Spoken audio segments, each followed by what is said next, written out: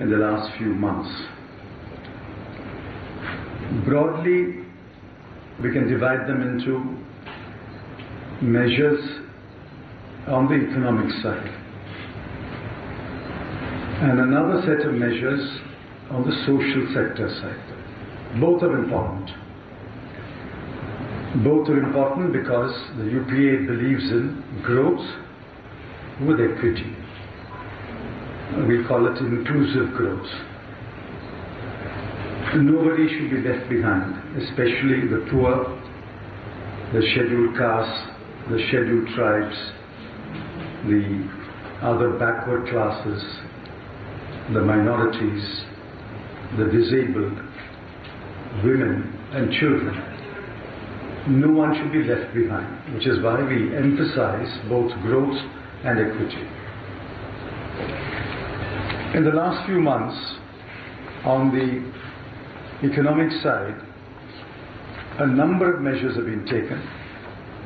In fact, I have a very long list. If we do very little, everybody notices it. If we do a lot of things, I'm afraid sometimes it goes unnoticed. Let me just highlight a few things that have been done on the economic side.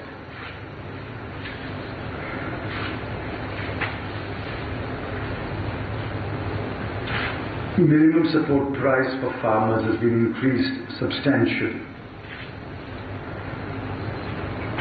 Investment in public sector enterprises has been hiked very substantially. For example, last year we invested as much as 1,15,000 crore in public sector enterprises in 2012-13.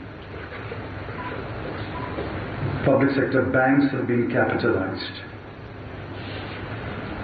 This year we provided an additional 14,000 crore of additional capital to the public sector banks.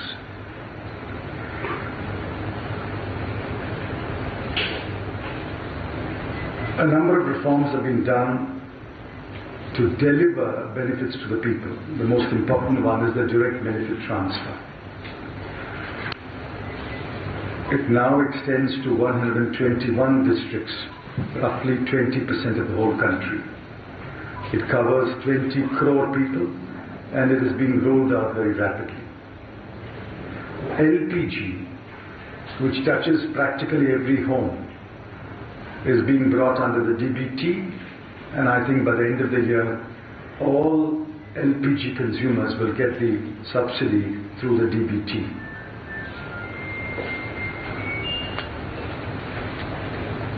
A number of steps have been taken to boost exports, to improve production of coal, to improve production of gas. In infrastructure, the Cabinet Committee on Investment has cleared projects worth 1,61,000 crore rupees. Environmental clearance has been quickened. 106 projects have got environmental clearance in the last 3 or 4 months. Discoms, distribution companies for power, they were all sick. A major initiative with a large amount of funds has been launched by the Government of India, and all state governments have now come on board. The Government of India takes on 50% of the liability, and the distribution companies will be restored to health. New ports have been approved, new airports have been approved, a rail tariff authority will be set up very soon, 2 new loco projects have been sanctioned in the railway sector, 2 new semiconductor fabs that is coming up to the cabinet shortly. The spectrum issues have all been sorted out. auctions have taken place. Another round of auctions for the balance spectrum will take place shortly. Fertilizer policy has been approved. New units will be granted approval shortly. The Kochi Metro Rail and the Mumbai Metro Phase 3 have been approved. The work on the dedicated freight corridor is moving at a fast speed. The National Skill Development Mission has been launched, and as I said in the budget, it's a very ambitious program. We intend to help young men and women acquire skills, and the government will reimburse the cost of training at an average of rupees 10,000 per young boy or girl who enrolls in one of the approved institutions and undergoes one of the approved courses.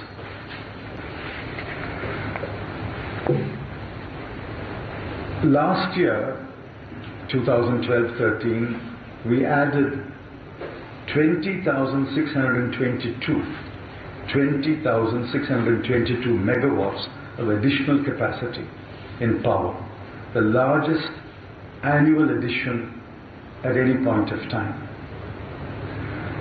2,485 kilometers of national highways were completed last year. Again, the highest length, the longest length completed in any year.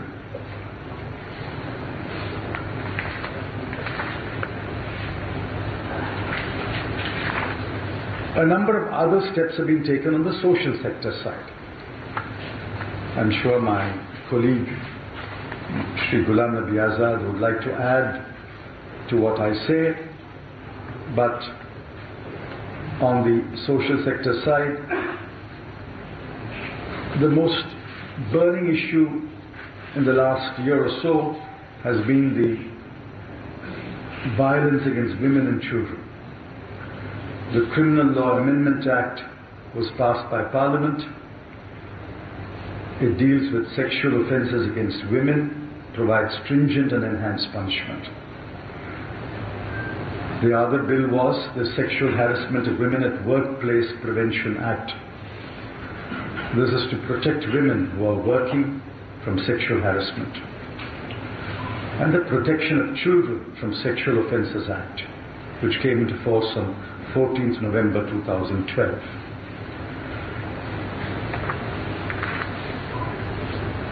We have got bills for the real estate sector, for the street vendors, on land acquisition. We hope that these bills can be passed in the monsoon session. The National Food Security Ordinance was promulgated a few days ago. It's a promise made by the UPA before we assumed office.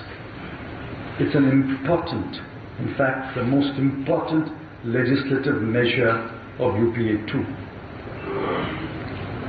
I know that there are people who mock at the ordinance.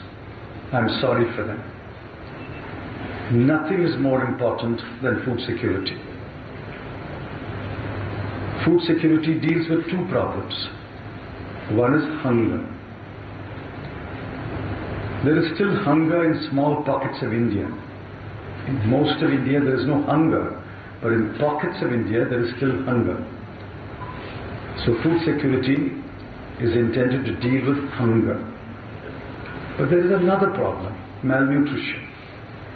Even when there is no hunger, there is malnutrition. Estimates vary, but roughly about 40-45% of our children, and I'm sure Shri Azad ji will add to it, suffer from malnutrition. Therefore, the Food Security Ordinance, which I hope will become a bill, is intended to deal with both hunger and malnutrition. There are direct benefits, there are huge indirect benefits. If a child does not suffer from malnutrition and grows into a strong young man or woman, huge savings in health costs.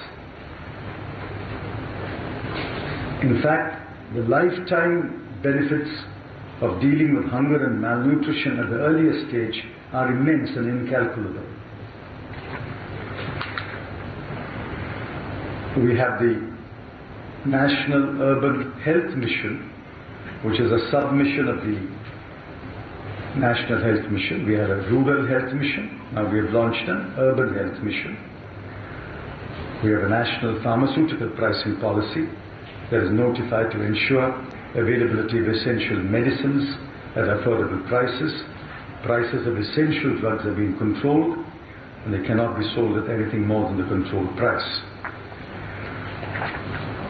The point that I wish to make, the point that we wish to make is this government is committed to ensuring that there is growth and there is equity.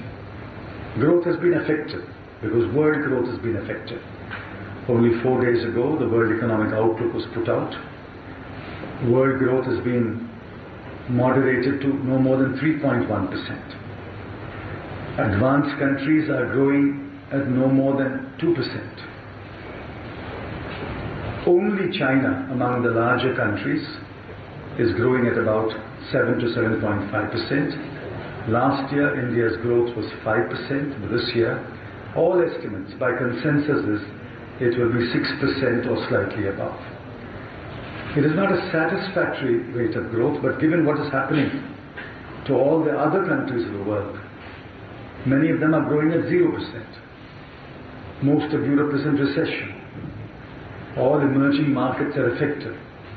I think we are doing pretty well, even if we are growing at between 5 and 6%. Every effort will be made to achieve the target growth rate of 6% or above in the current year, raise it to 7% and above next year, and then the year after achieve our potential growth rate of 8%. I think with these words I'll stop here. I would request Sri Azad ji to make an opening statement on especially in areas concerning the social sector, and then we'll open up to questions.